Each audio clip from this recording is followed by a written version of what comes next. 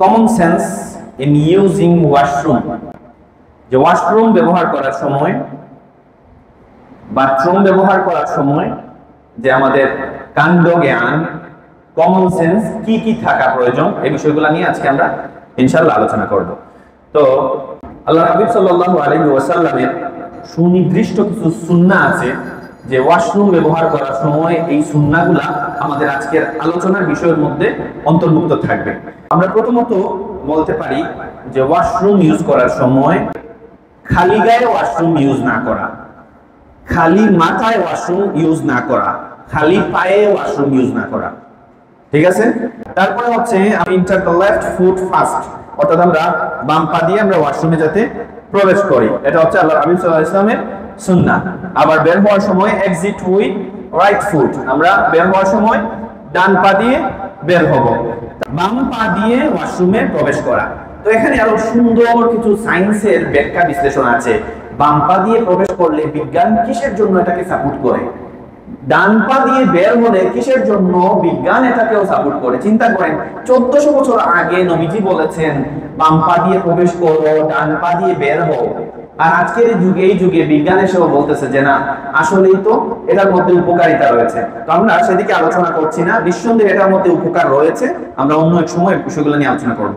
তারপরে সেকেন্ড আমরা কোনটা পেলাম, যে আমরা বাম পা দিয়ে ওয়াশরুমে প্রবেশ করব। প্রবেশ করার আগে আগেই দোয়া পড়ে নেওয়া, প্রবেশ করার আগে আগেই দোয়া পড়ে নেওয়া, আল্লাহুম্মা ইন্নী আউযু বিকা মিনাল খুবুসি ওয়াল খাবাইস। আল্লাহুম্মা, আবার বলো সবাই, আল্লাহুম্মা ইন্নী আউযু বিকা মিনাল খুবুসি ওয়াল খাবাইস, হে আল্লাহ আমি আপনার নিকট পুরুষ জিন খুবুসি ওয়াল, আল্লাহুম্মা ইন্নী আউযু বিকা মিনাল খুবুসি ওয়াল খাবাইস, পুরুশ এবং মহিলা জিন থেকে, তাদের দুষ্ট চক্রান্ত থেকে, তাদের দুষ্টামি থেকে আমি আপনার কাছে আশ্রয় প্রার্থনা করছি। বাথরুমে, ওয়াশরুমে, খারাপ জায়গাগুলোর মধ্যে এরকম দুষ্ট জিন যেগুলা তারা অবস্থান করে, সেজন্য আমরা তাদের থেকে আমরা কি করব, আশ্রয় প্রার্থনা করে তারপরে আমরা ওয়াশরুমে প্রবেশ করব। তারপরে হচ্ছে যে ওয়াশরুমে প্রবেশ করার পরে আমরা ওয়াশরুম ইউজ করার সময় শরীরের যতটুকু কাপড় সরালে আমাদের ওয়াশরুম সুন্দরভাবে ব্যবহার করতে পারবো ততটুকুই সরানো উচিত। অনেকে আছেন দেখবেন হাঁটু মুড়ে রাখা হচ্ছে ফরজ পুরুষদের জন্য, মহিলাদের জন্য টাকনু পর্যন্ত। তো এই আমরা অযথা কখনো মনে করেন যেই জায়গায় হাঁটু সরানোর দরকার পড়ে না সেই জায়গায় অনেকে হাঁটু সহ কি করে কাপড় তুলে নেয়, সেই বিষয়ে খুবই যাতে আমরা সতর্ক থাকবো। তারপরে হচ্ছে যে কিপ ইট ক্লিন, যে আমরা আমাদের ওয়াশরুমকে সব সময় নিজেরা ব্যবহার করার পরে আমার পরে যাতে আরেকজন ব্যবহার করে আমাকে গালি না দেয়, সেজন্য আমরা সেটাকে কি রাখবো, ক্লিন রাখবো নিজ দায়িত্বে। আর পরে আমরা জানি যে পরিষ্কার পরিচ্ছন্নতা হচ্ছে ঈমানের একটা অঙ্গ। আমরা ওয়াশরুম ইউজ করার পরে হচ্ছে টিস্যু ব্যবহার করা, পানি ব্যবহার করা। আল্লাহ হাবিব সাল্লাল্লাহু আলাইহি ওয়াসাল্লাম 3টি করে দিলাকুলুফ ব্যবহার করতেন, হ্যাঁ 3টি করে, 3টির কম নয়। তো কুফাবাসী যারা ছিল তাদের ব্যাপারে আল্লাহ তাআলা কোরআনে আয়াত নাযিল করেছেন, ইন্নাল্লাহা ইউহিব্বুত তাওয়াবিন ওয়া ইউহিব্বুল মুতাতাহহিরিন।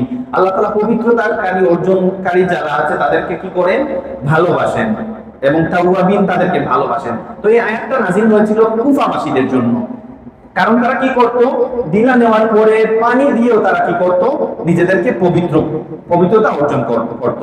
সেজন্য এই বিতর্কতার সময়ে অনেকে বলে যে দিলাকুলুফ নিলে আবার তো পানি নেওয়ার দরকার নেই। তো আমরা এই ফজিলতের কথা চিন্তা করে, পবিত্রতাকারীদেরকে আল্লাহ তাআলা ভালোবাসেন সেই বিষয়ে চিন্তা করে আমরা দিলাকুলুফ তারপরে আবার পানি উভয়টি ব্যবহার করে আমরা নিজেদেরকে পাক এবং পবিত্র করব, আমরা যেন খেয়াল রাখি। তারপরে হচ্ছে ওয়াশরুম ইউজ করার পরে ফ্লাশ প্রপারলি, আমরা যেন ওয়াশরুমে ফ্লাশ সুন্দরভাবে ব্যবহার করি।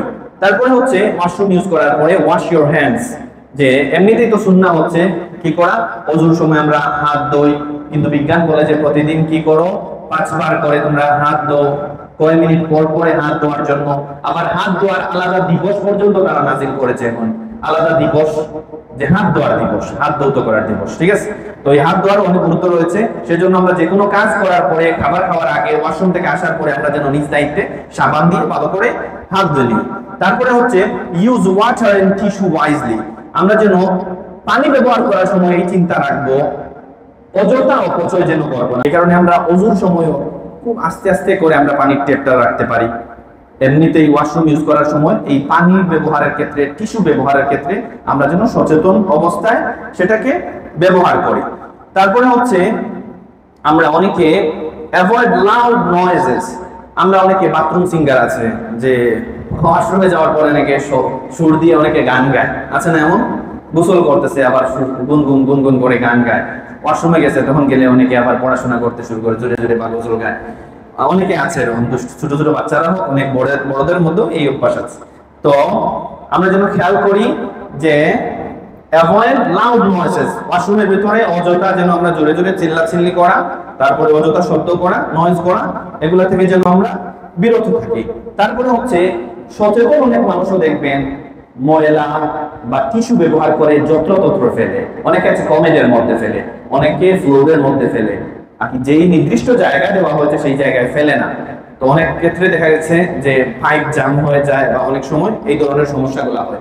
তো সেজন্য মসজিদ হোক, কারো বাসা হোক, বাসা হলে যদি ব্যবস্থা না থাকে, আপনার বাড়িতে আপনি টিস্যু ফেলার জন্য আলাদা একটা ব্যবস্থা করে নেবেন। অনেকের বাসার মধ্যে এগুলো থাকে না, মসজিদে থাকে। তো নির্দিষ্ট জায়গায় কি করবেন, এই টিস্যু বা আবর্জনাগুলো ফেলার চেষ্টা করবেন। তারপরে হচ্ছে যে রেসপেক্ট প্রাইভেসি, গোপনীয়তা রক্ষা করা।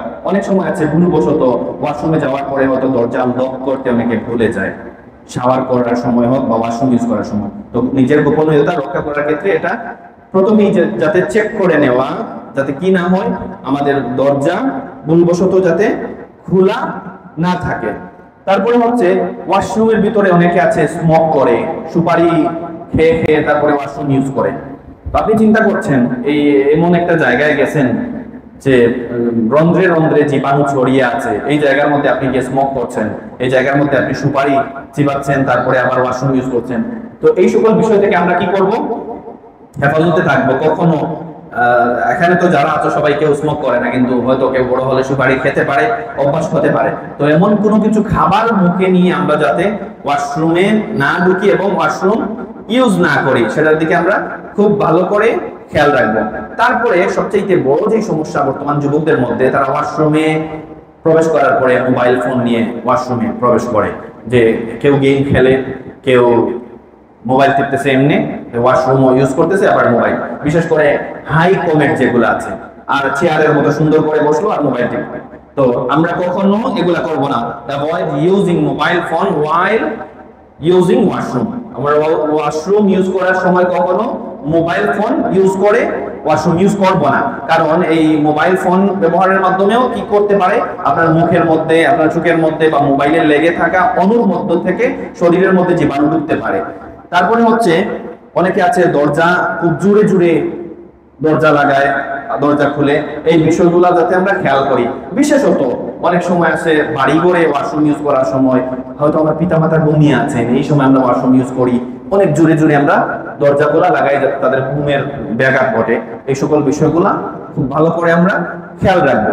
তারপরে হচ্ছে আমরা বললাম যে খালি গায়ে avoid using the washroom without proper clothing, অর্থাৎ ওই যে আগে বললাম যে শরীরে কাপড় রাখা, মাথার মধ্যে টুপি অথবা একটা গামছা রাখা, এগুলা আমরা ভালো করে খেয়াল রাখবো।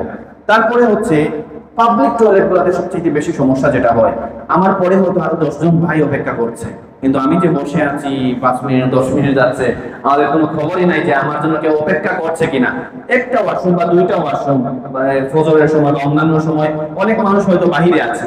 তো বাহিরে যারা আছে তাদের বিষয়ে যেন আমরা সচেতন হই।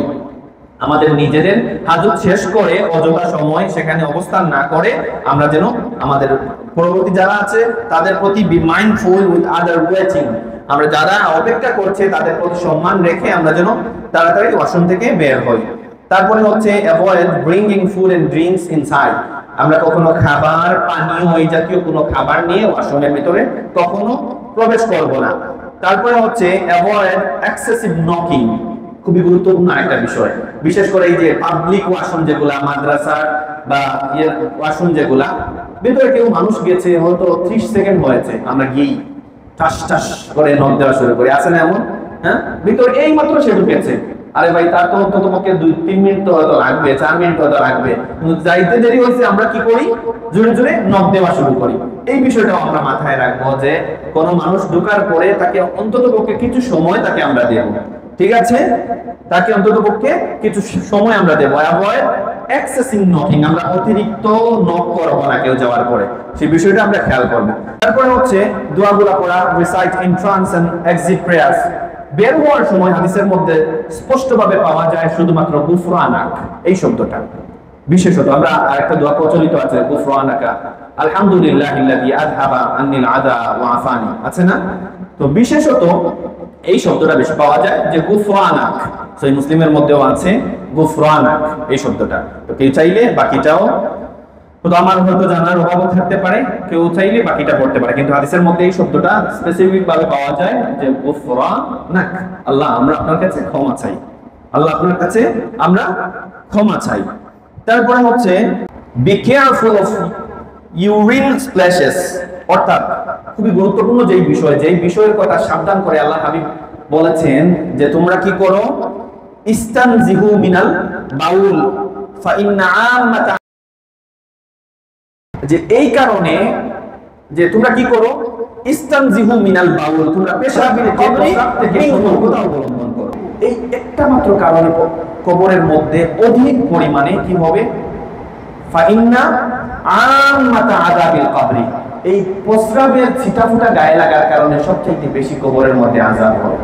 নাউযুবিল্লাহি মিন যালিক। চিন্তা করেছো? কিন্তু আমরা দেখি অনেকে প্রস্রাবের মধ্যে এইমাত্র গেল, কোনো ইউজ করার সময় পেল না, বা সাথে সাথে বের হয়ে আসলো, পানি ব্যবহার করে সাথে সাথে বের হয়ে আসলো। চিন্তা করে দেখবেন একবার, ওয়াশরুম ইউজ করার পরে আপনি যদি একটু সময় টিস্যু নিয়ে হাঁটাহাঁটি যদি না করেন, এই হাঁটাহাঁটিটাও কিন্তু আবার গোপনে হতে হবে। পাবলিক প্লেসে আপনি কি করছেন, ডেলাকুলুফ নিয়ে হাঁটছেন, মনে হচ্ছে যে একটা শো করছেন আপনি, এমন করা যাবে না। আপনি আড়ালে নিবৃত্ত, ওয়াশরুমের ভিতরে যদি হয় ভিতরেই হাঁটবেন, বাহিরে হাঁটাহাঁটি করা, গলা খাক দেওয়া, উঠবস করা, এগুলা কখনো করা যাবে না। লজ্জা হচ্ছে মুমিনের হচ্ছে ভূষণ, সেজন্য লজ্জা থাকতে হবে, রাখতে হবে। আর হচ্ছে এই বিষয়টা যেন আমরা খেয়াল করি, আল্লাহ হাবিব সাল্লাল্লাহু আলাইহি ওয়াসাল্লাম এই বিষয়ে খুবই গুরুত্ব দিয়েছেন, বি কেয়ারফুল অফ ইউরিন স্প্ল্যাশেস, অর্থাৎ প্রস্রাবের ছিটাফোঁটা থেকে আমরা যেন নিজেদেরকে রক্ষা করি। সেজন্য আল্লাহ হাবিব বলেছেন, ইস্তানজিহু মিনাল বাউল, তোমরা প্রস্রাবের ছিটাফোঁটা থেকে তোমরা কি করো, সতর্ক থাকো, কারণ এই কারণে কবরের মধ্যে কি হয়ে থাকে, অধিক পরিমাণে আযাব হয়ে থাকে। আল্লাহ হাবিব একবার এক কবরের পাশ দিয়ে যাচ্ছিলেন, সেই সময় দেখলেন একজন সাহাবী সাথে ছিলেন। আল্লাহ হাবিব কি করলেন, কবরের দিকে দেখিয়ে, দুইটা কবরের পাশ দিয়ে যাচ্ছিলেন, দেখিয়ে বললেন, এই লোকটার কবরের মধ্যে বেশ বড় কোনো কারণে আযাব হচ্ছে না, এই লোকটা দুনিয়া থাকতে প্রস্রাবের ছিটাফোঁটা থেকে সতর্ক থাকতো না, এই কারণে তার কবরের মধ্যে আযাব হচ্ছে। নাউযুবিল্লাহি মিন যালিক। কি হচ্ছে, প্রস্রাবের ছিটাফোঁটা থেকে সতর্ক থাকতো না, এই কারণে কবরের মধ্যে আযাব হচ্ছে। তারপরে আল্লাহ হাবিব খেজুরের ডাল না কি ডাল জানি ওর কবরের মধ্যে কি করেছিলেন, আযাব থেকে মুক্তি পাওয়ার জন্য পুঁতে দিয়েছিলেন। তো তাহলে দেখেন, চিন্তা করেন, আমরা অনেকে খেয়ালই করি না, প্রস্রাব করি, এই ডিলাকুলুফ নেওয়ার প্রয়োজন মনে করি না। সবচেয়ে গুরুত্বপূর্ণ আরেকটা বিষয় হচ্ছে, আমরা যখন টয়লেট করি, টয়লেট প্রস্রাব করি না, এখন আমরা স্বাভাবিক অবস্থায় প্রস্রাবের সময় আমরা কি করি, ডিলাকুলুফ নেই, টিস্যু ব্যবহার করি, কিন্তু টয়লেট করার পরে আমরা কয়জন মানুষ আছে যে আর একটু সময় আমরা হাঁটাহাঁটি করি, ডিলাকুলুফ নিয়ে করি? এটা খুবই কম, খুবই নগণ্য মানুষ আছে। টয়লেট করার পরে হলো তখন কি করলো, টয়লেট থেকে পরিষ্কার হওয়ার জন্য ডিলাকুলুফ নিল, কিন্তু প্রস্রাবের ছিটাফোঁটা থেকে তখন বেঁচে থাকার জন্য কয়জন মানুষ আছে ডিলাকুলুফ নেই, মনে করে যে না আমি পবিত্র হয়ে গেছি, কিন্তু চিন্তা করে দেখবেন তখনও তো আপনি প্রস্রাব করেছেন। তো এই আপনি বের হলেন, বের হওয়ার পরে 1 মিনিট 2 মিনিট পরে, 1 মিনিট পরেও হয়তো কি হতে পারে, প্রস্রাবের ফুটা, আপনার পুরুষের মূত্রনালী হচ্ছে পেঁচানো আকৃতির, সেই কারণে আস্তে আস্তে আস্তে ধীরে আপনার পায়জামার মধ্যে, প্যান্টের মধ্যে প্রস্রাবের ফুটা পড়তে পারে। এই কারণে আপনি কি হয়ে গেলেন, ওই আল্লাহ হাবিব বলেছিলেন যে এই কারণেই কবরের মধ্যে বেশি আযাব হয় যাদের প্রস্রাব থেকে যারা বেঁচে থাকে না। হ্যাঁ, তাহলে চিন্তা করেন এই বিষয়টা যাতে আমরা খেয়াল করি, ওয়াশরুম ইউজ করার পরে, টয়লেট করার পরেও আমরা যাতে একটু সময় ডিলাকুলুফ নিয়ে হাঁটাহাঁটি করি, নীরবে, নিবৃত্তে, আড়ালে, লজ্জার ঠিক রেখে আমরা যেন এগুলা করি। খুবই খেয়াল যে আমাদের বিষয়টাতে থাকে, হাদিসের কথাও স্মরণ রাখবো। তারপরে হচ্ছে ইস্তেঞ্জার সময় কখনো ডান হাত ব্যবহার না করা। কোন কাজে তেলাকুনুফ নেওয়ার কাজে হোক অন্যান্য কাজে কখনো কি না করা, ডান হাত ব্যবহার না করা। কারণ আল্লাহ হাবিব সাল্লাল্লাহু আলাইহি ওয়াসাল্লাম ভালো কাজগুলোতে সব সময় ডান হাত ব্যবহার করতেন। ঠিক আছে, তাহলে আমরা কখনো ইস্তেঞ্জা নেওয়ার সময় আমরা ডান হাত ব্যবহার করব না। আবার খাবারের সময় কখনো আমরা বাম হাত ব্যবহার করব না।